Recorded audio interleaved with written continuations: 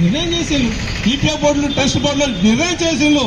కనీసం 7,500 రూపాయలు ఇవ్వాలని చెప్పి మరి 10 ఏళ్ల కింద నిర్ణయం చేసిన దాన్ని ఇప్పుడు 2018లో నిర్ణయం చేసిన దాన్ని ఇప్పటికీ అమలు చేయకపోతే మరి పెరుగుతున్న ధరలుగా ఇప్పుడు 10,000 రూపాయలు అవుతుంది.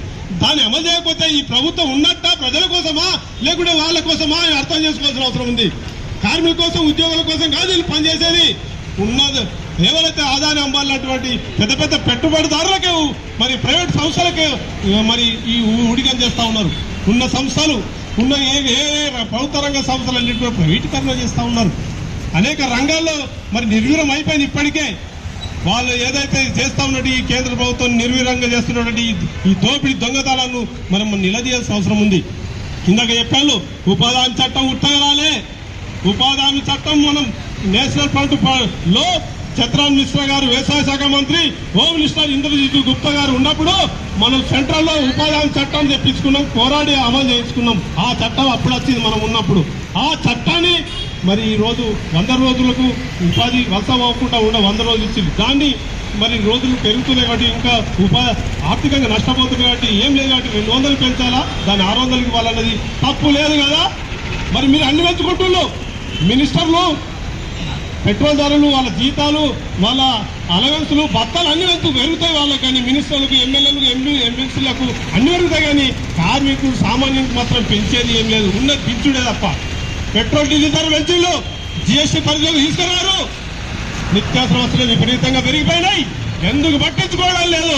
ఎవరి కోసం ఉన్నట్టు ప్రభుత్వాలు గద్దెక్కిన తర్వాత మళ్ళీ లేక కనబడుకుంటూ పోతా ఉన్నారు.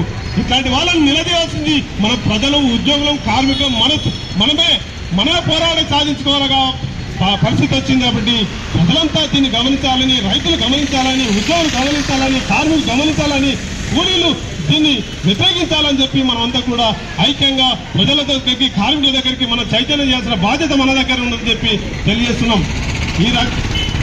అలాగే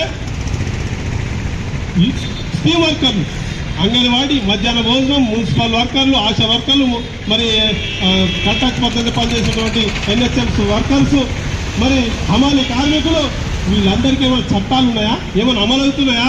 వాళ్ళ వేతనాలు ఉన్నాయా? కనీస వేతన చట్టాలు అమలవుతున్నాయా? కేంద్రంలో లేదు, రాష్ట్రంలో లేదు. మరి కేంద్ర ప్రభుత్వ పరిధిలో ఏ స్కీమ్ కూడా వీళ్ళందరినీ పర్మిట్ చేయాల్సిన అవసరం ఉన్నది. వీళ్ళందరినీ కూడా మరి చట్టభద్రత కల్పించాల్సిన ఉన్నది. కనీస వేతనాలు అమలు చేయాల్సిన అవసరం ఉన్నది. చివరికి వాళ్ళు రిటైర్మెంట్ అయితే కనీస పెన్షన్ ఇవ్వాల్సిన అవసరం ఉంది. అట్లాంటి ఏమి పనిభద్రత లేదు. ఎట్లాంటి కార్యక్రమాలు, సంక్షేమ పథకాలు లేవు. కాబట్టి ఇప్పటికైనా మనం ఈ జరుగుతున్న ఆందోళనలు, నిరసనలను ప్రభుత్వం మరి ఆలోచించాలా. రాష్ట్ర ప్రభుత్వం కూడా అడుగుతున్నాం. ప్రభుత్వాన్ని మనం గెలిపించడానికి గెలిపించినాం. గద్దెనెక్కిన బిడ్డ మీరు కూడా పార్లమెంట్ లో, అసెంబ్లీలో మరి మీరు కూడా తీర్మానం చేసి కేంద్ర ప్రభుత్వం నిరసన తెలపాల్సిన బాధ్యత ఈ ప్రభుత్వ, రాష్ట్ర ప్రభుత్వానికి, కాంగ్రెస్ ప్రభుత్వం మీద కూడా ఉందని చెప్పి కూడా మనం నిలదీయాల్సిన అవసరం ఉన్నది.